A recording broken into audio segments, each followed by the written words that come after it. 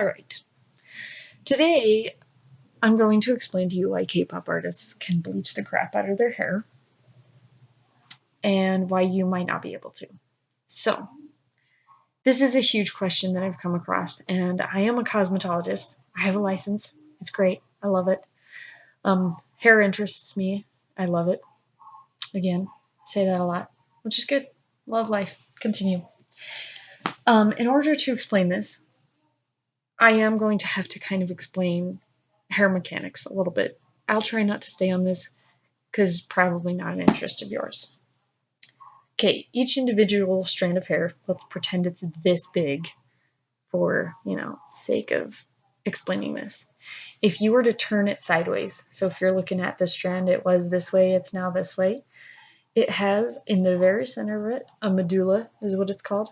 Then you have the cortex, and then on the very, very, very outside is what's called the cuticle layer.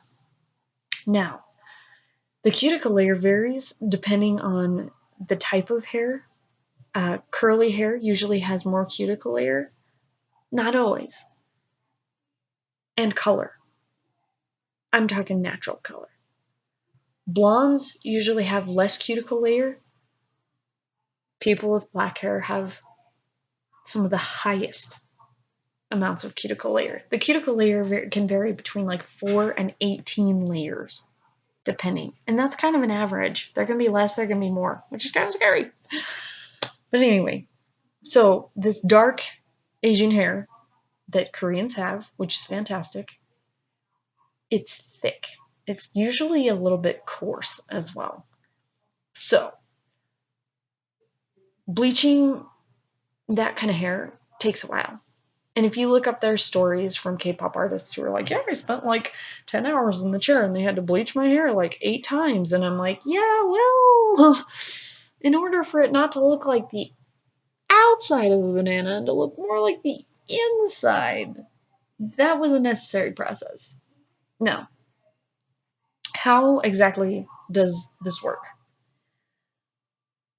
So, pretend this is the hair shaft. If you put dye on the hair shaft, what it does and what it's designed to do is to open that cuticle layer, deposit the color if you're putting a color on, or strip the color if you are bleaching it, and then water helps to close the cuticle layer.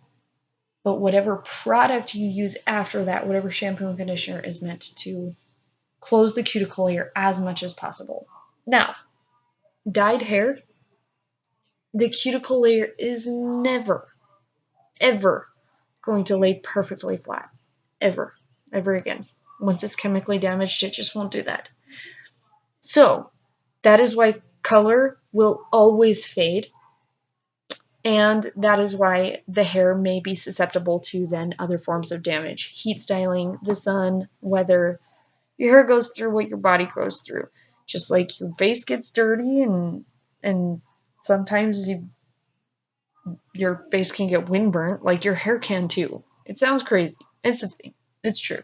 Good thing you don't feel pain in your hair. Otherwise you wouldn't cut it. It would be ugly. It would be awful. Different world. Anyway, so K-pop idols can bleach the crap out of their hair because they have a thicker cuticle layer to work with. And so it's actually more damaging to the hair because it's darker and it takes a longer process. But that's why. Now, why then does their hair look fantastic, right? Their hair looks amazing. It looks silky smooth and soft. That is like 909,000% product. Okay, what products do that? Oils will help to add shine and luster. Please do not use coconut oil.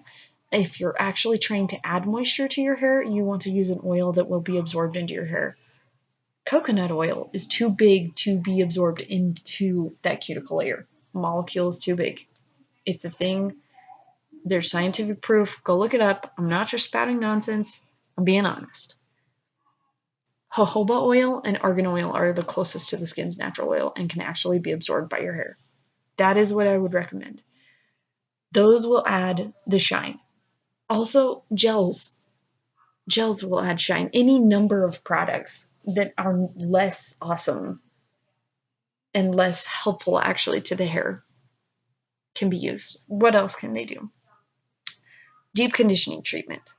Here's how deep conditioning treatment works. Wow, hold on. End of the day. Wow. Okay. A deep conditioning treatment is something you put on. What it usually has in it is proteins and stuff, moisture for your hair, stuff that's just generally going to be beneficial. You wash the hair, you rinse with really warm water, as warm sometimes as the client can handle. You put the conditioning treatment on. After you like towel dry and get as much moisture out, when the hair is damp, it's more likely to absorb whatever you put on it, which is why usually if you have any sprays or any treatment products, your cosmetologist will tell you to put them on damp hair. Leave-in conditioners are a great example of this. Moving on. So you then take the hair, you put it in a little cap thing, and you put them under a hood dryer. What does the hood dryer do? The heat opens the cuticle and helps to further penetrate into the hair shaft so that whatever you're trying to put on, whatever treatment you're trying to, give and whatever damage you're trying to reverse, this actually penetrates further into it. That's why it's so good to do every once in a while. Now, does that treatment stay in there permanently? No, it's just like the color. Every time you wash with hot water, you're going to rinse more and more of that treatment out. However, there is always, just like color, a bit that is going to stay. Color is never fully removed, ever. It stays in the hair until you cut it off. That is a fact. You can also go look that up. That is how, voice crack, going through puberty to 100% not. But anyway, that is how they do it. That's how I would do it as a cosmetologist. You would dye their hair, and obviously their hairstylists have probably worked with them for a while now and know their hair. They know how much their hair can and cannot be dyed and how much it can handle. Now, if you actually felt their hair, it might feel like straw. It might actually feel terrible. It just looks nice. I'm just saying. Sometimes it's not always worth it to go for the fantasy colors. Sometimes it is. If you can do it, go for it. Me, I'm pretty sure I would melt off my hair before I would be able to get unicorn hair, unless I was straight up going from my virgin hair, which is a possibility, but I still don't think I would do it. Anyway, that is the Hair 101 lesson to help you understand. If you have any more questions on, like why they do this, you're going to have to ask them. I don't know why they do this. I'm just explaining to you kind of how they're able to do it and why it works. And why they can probably dye their hair that way and why you might potentially not be able to. So, if you like the video, let me know. Feel free to comment and subscribe if you do. If you don't and you still want to leave a comment, please remember to be nice, because karma is a thing. Anyway, I'll hopefully see you in the next video.